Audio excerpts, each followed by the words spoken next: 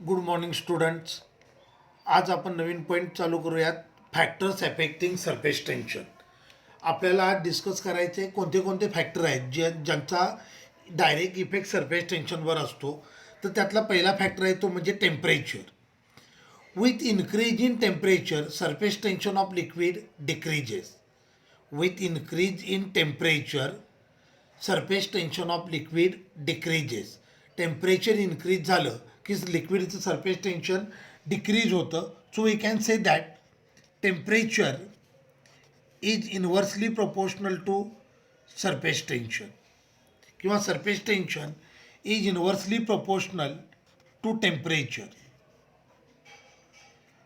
With increase in temperature surface tension of liquid decreases.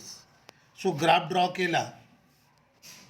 Temperature surface tension हा graph असा येतो. लक्षात आलं.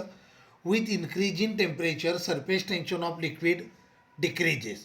आणि यासाठी रिलेशन आहे T theta is equal to T0 into bracket 1 minus alpha delta theta. T theta surface tension at theta degree Celsius. T0 surface tension at 0 degree Celsius. Alpha temperature coefficient of surface tension. D theta rise in temperature. लक्षात आलं. Temperature increase झालं की surface tension decrease होतं, म्हणून इथे minus sine आलं आहे. Clear झालं. Effect of temperature. With increase in temperature surface tension of liquid decreases. Okay. आता सेकंड फॅक्टर आहे ते म्हणजे इम्प्युरिटी.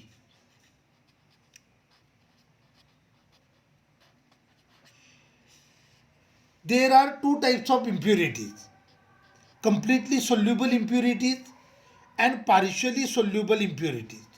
फॉर एक्झाम्पल, आपण शुगर आहे तिला वॉटरमध्ये ॲड केलं तर शुगर वॉटरमध्ये कम्प्लिटली डिझॉल्व होते. अशा टाईपची इम्प्युरिटी असतात, त्यांना म्हणतात कम्प्लिटली सोल्युबल इम्प्युरिटीज. डिटर्जंट्स असतात त्यांना वॉटरमध्ये ॲड केलं तर ते पार्शियली डिझॉल्व होतात, पार्शियली डिझॉल्व होत नाहीत.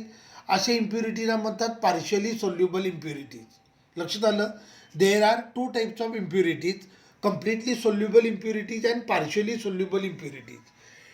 When completely soluble impurities are added in liquid, then surface tension of liquid increases. When partially soluble impurities are added in liquid, surface tension of liquid decreases. तुम्ही शुगरला वॉटरमध्ये mix केलं, वॉटरमध्ये dissolve केलं तर वॉटरचं surface tension increase होईल, कारण sugar ही completely soluble impurity आहे. लक्षात आलं. ते जर डिटर्जंट तुम्ही वॉटरमध्ये मिक्स केले तर surface tension of liquid decrease होईल, कारण डिटर्जंट ही पार्शियली सोल्युबल इम्प्युरिटी आहे. सो हे दोन फॅक्टर आहेत ज्यांचा सरफेस टेन्शनवर इफेक्ट असतो. पहिला फॅक्टर म्हणजे टेम्परेचर आणि दुसरं फॅक्टर म्हणजे इम्प्युरिटी. क्लिअर झालं. लक्षात आलं. मग आता बघा, कपडे धुण्यासाठी डिटर्जंट यूज करतात, त्याच्या मागचं रिझन आहे सरफेस टेन्शन. डिटर्जंट्स असतात त्या पार्शियली सोल्युबल इम्प्युरिटीज आहेत, त्यांना वॉटरमध्ये ॲड केलं तर वॉटरचं सरफेस टेन्शन डिक्रीज झालं. आता सरफेस टेन्शनचा फॉर्म्युला असतो T is equal to DW upon DA. So T is inversely proportional to DA. आता डिटर्जंटनं वॉटरमध्ये ॲड केलं, डिटर्जंटच्या पार्शियली सोल्युबल इम्प्युरिटीज आहेत, त्यामुळं सरफेस टेन्शन डिक्रीज झालं. As a result of this surface area in contact will increase. So cleaning action will be better. म्हणून आंघोळ करण्यासाठी soap use करायचा असतो, केस धुण्यासाठी शॅम्पू यूज करतात. याच्या मागचं रिझन हे असतं, शॅम्पू असेल किंवा सोप असेल, सोप सोल्युशन असेल, these are partially soluble impurities which decreases surface tension of water. When surface tension decreases, surface area in contact will increase. More and more molecules of soap will come in contact with cloth. As a result of this, cleaning action will be better. Clear झालं. दात घासण्यासाठी आपण toothpaste use करतो, त्याच्या मागचंही reason आहे surface tension. Clear झालं. आता कपडे धुण्यासाठी आपण डिटर्जंट यूज करतो आणि त्यांना गरम पाण्यात भिजत ठेवतो. याच्या मागचं रिझन काय आहे बघा. टेम्परेचर इन्क्रीज झालं तर सरफेस टेन्शन डिक्रीज होतं. As a result of this surface area in contact will increase. More and more molecules of soap will come in contact with cloth, so cleaning action will be better. लक्षात आलं. म्हणून कपडे धुण्यासाठी soap solution use करायचं, detergent use करायचे आणि कपडे गरम पाण्यात भिजत घालायचे. म्हणजे सरफेस टेन्शन डिक्रीज होतं, ऑलमोस्ट झिरोच होतं आणि surface area in contact increase होतो. आता एक आपल्याला इम्पॉर्टंट डेफिनेशन स्टडी करायचे, critical temperature. The temperature at which surface tension of liquid become zero is called as critical temperature. A temperature at which surface tension of liquid become zero is called as critical temperature. ज्या वेळेला लिक्विडची phase change होते, म्हणजे liquid आहे ते गॅसमध्ये convert होतं. म्हणजे for example boiling पॉईंटला लिक्विडचं surface tension zero असतं. क्लिअर झालं. हा पॉईंट नीट आणि जेईसाठी लक्षात ठेवा. At critical temperature surface tension of liquid become zero. लक्षात आलं. बॉइलिंग पॉईंटला लिक्विड असतं ते गॅसमध्ये कन्वर्ट होतं. बॉइलिंग पॉईंटला लिक्विडचं सरफेस टेन्शन झिरो असतं. क्लिअर झालं. ओके. तर सरफेस टेन्शनची रिलेटेड एवढंच आहे. आता आपल्याला काही जेईवाले पॉईंट स्टडी करायचे आहेत. आता लक्ष द्या. आपण कॅपिलरी राईजसाठी फॉर्म्युला प्रूव्ह केला आहे. H is equal to 2t cos theta upon R rho G. T म्हणजे सरफेस टेन्शन, थिटा म्हणजे अँगल ऑफ कॉन्टॅक्ट, आर म्हणजे radius of capillary tube, rho म्हणजे डेन्सिटी ऑफ लिक्विड, जी म्हणजे acceleration due to gravity. मग ह्याच्यावरनं relation आलं H is inversely proportional to R. कॅपिलरीची radius जेवढी कमी असेल तेवढी कॅपिलरी राईज असेल ती कम्पॅरेटिव्हली लार्ज असेल. याला म्हणतात ज्युरिन्स रिलेशन.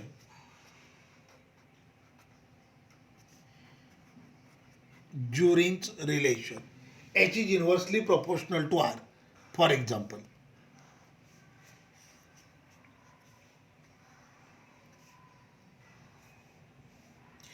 माझ्याकडे एक कंटेनर आहे. Container is filled with a liquid which will partially wet a given solid.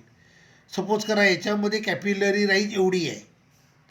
हेच मी कॅपिलरी जर स्मॉल डायमीटरवाली यूज केली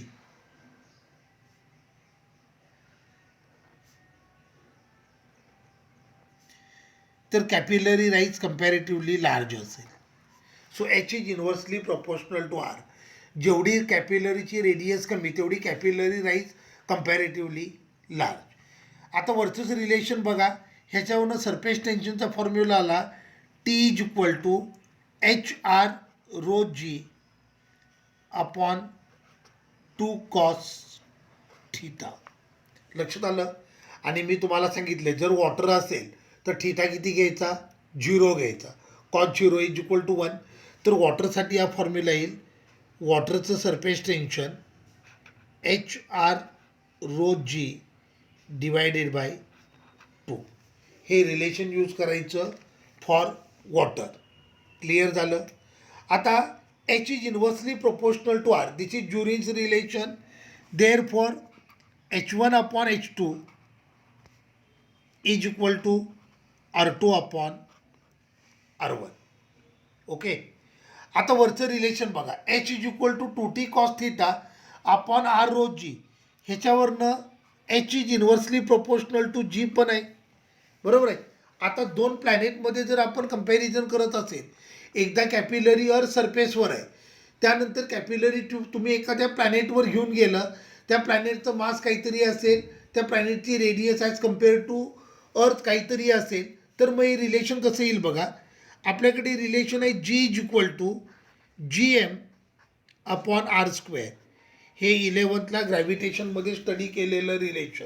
बरोबर आहे. मग ह्याच्यावरनं आलं G P upon G E.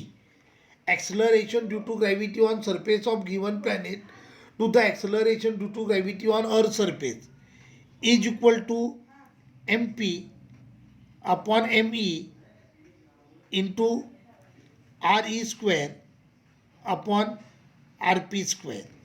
मग H is inversely proportional to G आहे. मग हे रिलेशन आलं acceleration due to gravity on surface of earth divided by sorry height capillary rise on surface of earth divided by capillary rise on surface of planet is equal to हे आलं gp upon ge. therefore he upon hp is equal to mp upon me into re square upon R P square. हे important relation. Capillary tube एकदा earth सरफेसवर होती, नंतर तिला एका certain प्लॅनेटच्या सरफेसवर घेऊन गेलं तर जी वरनं हे रिलेशन आपल्याला प्रूव्ह करता येतं. आता बघा, प्लॅनेटची डेन्सिटी दिली असेल तर ॲक्सलरेशन ड्यू टू ग्रॅव्हिटीचा फॉर्म्युला आहे G is equal to 4/3 pi R rho G, where R is radius of planet, G is density of planet. मग ह्याच्यावरनं रिलेशन आलं G E G P upon G E is equal to R P upon R E into rho P upon rho E. Therefore H E upon H P is equal to आलं G P upon GE.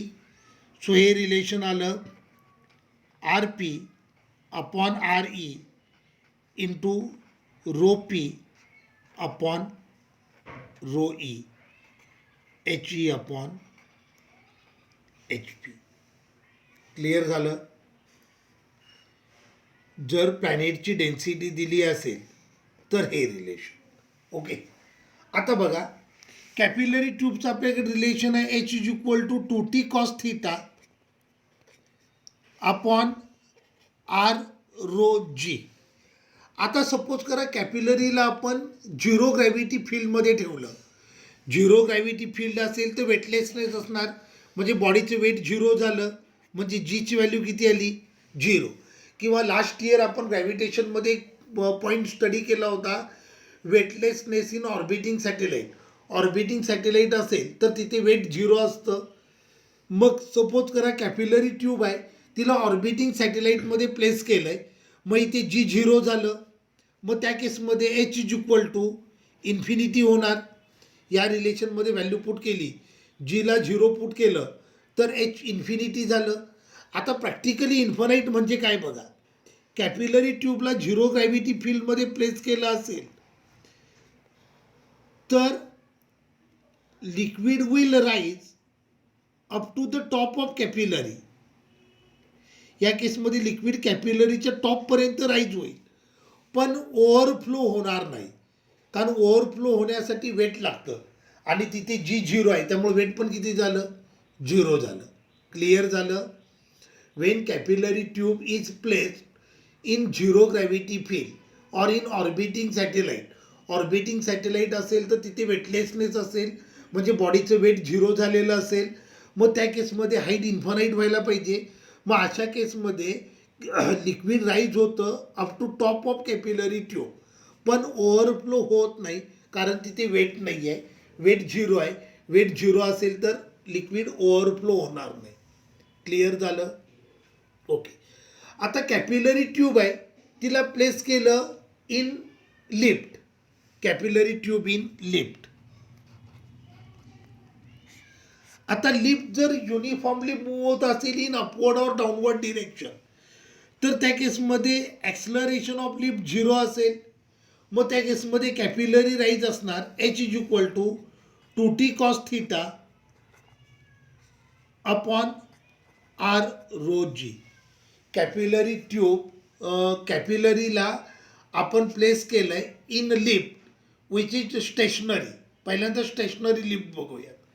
Capillary tube is deep in a liquid and that container is placed in a lift. So lift is stationary. So acceleration of lift is 0. त्या केसमध्ये capillary rise असेल 2t cos theta upon r rho g. Capillary tube is kept in a liquid. Capillary tube is dipped in a liquid and that container is kept in a lift which is uniformly moving in upward or downward direction. आता lift जर uniformly move होत असेल तर लिफ्टचं acceleration 0 झालं. त्याही केसमध्ये फॉर्म्युलाला H is equal to 2t cos theta upon R rho G. Okay. पुढचं relation, lift is accelerating in upward direction. आता लिफ्ट जर ॲक्सलरेट होत असेल तर ॲक्सलरेशन ऑफ लिफ्ट असणार, अपवर्डला ॲक्सलरेट होत असेल तर ॲक्सलरेशन असणार ए प्लस जी किंवा जी प्लस ए. मग त्या केसमध्ये फॉर्म्युलाला H is equal to 2t cos theta upon R rho G plus A. लक्षात आलं. लिफ्ट जर ॲक्सलरेट होते इन अपवर्ड डिरेक्शन तर त्या केसमध्ये कॅपिलरी राईज असेल H is equal to 2t cos theta upon R rho into bracket G plus A. हे आपण 11thला स्टडी केलं आहे. लिफ्ट जर अपवर्डला ॲक्सलरेट होत असेल तर लिफ्टचं ॲक्सलरेशन किती असणार, जी प्लस ए असणार. मग स्टेशनरी लिफ्ट आणि अपवर्डला मूव्ह होणारी लिफ्ट यांचा रेशो घेतला. Lift is stationary, lift is moving, तर त्या केसमध्ये फॉर्म्युला येईल जी प्लस ए अपॉन जी. लक्षात आलं. Stationary height in stationary lift divided by height in moving lift is equal to G plus A upon G. आता suppose करा lift moved accelerate होते in downward direction. आता lift जर डाऊनवर्डला ॲक्सलरेट होत असेल तर लिफ्टचं ॲक्सलरेशन येणार जी मायनस ए. मग त्या केसमध्ये कॅपिलरी राईज झाली H is equal to 2t cos theta upon R rho into bracket G minus A. लक्षात आलं. लिफ्ट जर डाऊनवर्डला ॲक्सलरेट होत असेल तर लिफ्टचं ॲक्सलरेशन असतं जी मायनस ए. मग त्या केसमध्ये कॅपिलरी राईज झाली H is equal to 2t cos theta upon R rho into bracket G minus A. मग stationary lift to moving lift असा रेशो घेतला तर तो रेशो येईल G minus A upon G. Clear झालं. So it is all about capillary tube. Clear झालं. आता बघा माझ्याकडे 2 लिक्विड ड्रॉप आहेत. फर्स्ट ड्रॉपची रेडियस आहे R1, सेकंड ड्रॉपची रेडियस आहे R2. हे 2 ड्रॉप मर्ज झाले in order to form a big drop of radius R. तर बिग ड्रॉपची रेडियस असते R is equal to under root R1 square plus R2 square. When 2 drops are merged to form a big drop, then radius of big drop r is equal to under root R1 square plus R2 square. हे जर तो bubble असेल तर formula असतो cube root of R1 cube plus R2 cube. Bubble असेल तर, drop असेल तर वरचं रिलेशन, बबल असेल तर हे रिलेशन. क्लिअर झालं. आता लक्ष द्या. हा एक लिक्विड ड्रॉप आहे आणि हा दुसरा लिक्विड ड्रॉप आहे. हे 2 ड्रॉप एकमेकाच्या कॉन्टॅक्टमध्ये आहेत पण मर्ज झालेले नाही आहेत. हा त्यांचा कॉमन इंटरफेस आहे. फर्स्ट ड्रॉपची रेडियस R1, सेकंड ड्रॉपची रेडियस R2. तर हा कॉमन इंटरफेस आहे, याची रेडियस आहे R. तर रिलेशन असतं radius of common interface 1 upon R is equal to 1 upon R1 minus 1 upon R2. Clear झालं. या टॉपिकचे JEE आणि नीटचे पॉईंट आपण ऑलरेडी अगोदर डिस्कस केलेत. या टॉपिकवर JEE आणि नीटला महाराष्ट्र CETला कंपल्सरी एक न्यूमरिकल असणार आहे. जनरली न्यूमरिकल येतं ते वर्कडनच्या रिलेशनवर येतं. आपण work done in blowing a liquid drop किंवा work done in blowing a soap bubble अगदी डिटेलमध्ये स्टडी केलं आहे. ते एकदा रिवाईज करा व्यवस्थित, म्हणजे तुम्हाला प्रॉब्लेम येणार नाही. कळलं. हा टॉपिक संपला म्हणजे सरफेस टेन्शन हा पॉईंट संपला. आता उद्यापासून आपल्याला स्टडी करायचं आहे फ्लुइड डायनॅमिक्स. ठीक आहे, थांबूया.